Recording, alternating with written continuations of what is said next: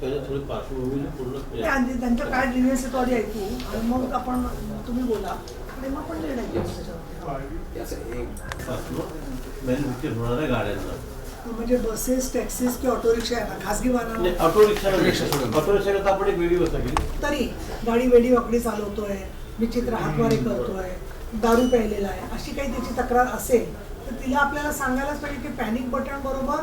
तुला व्हॉट्सअपवरून तरी फोन कर किंवा तिला एक सिस्टीम पाहिजे की मिस कॉल तरी तिथं आला दिसला पाहिजे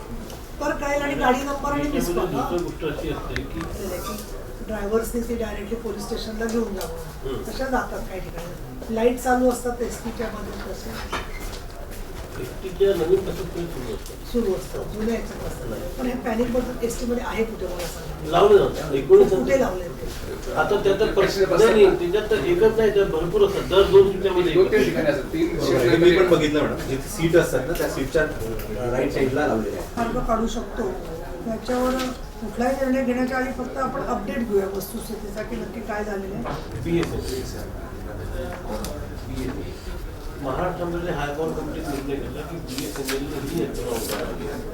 आणि मग BSNL त्यांनी त्यांच्या पद्धतीने एक टेंडर करून त्यांनी एक मॅप इंडिया नावाच्या कंपनी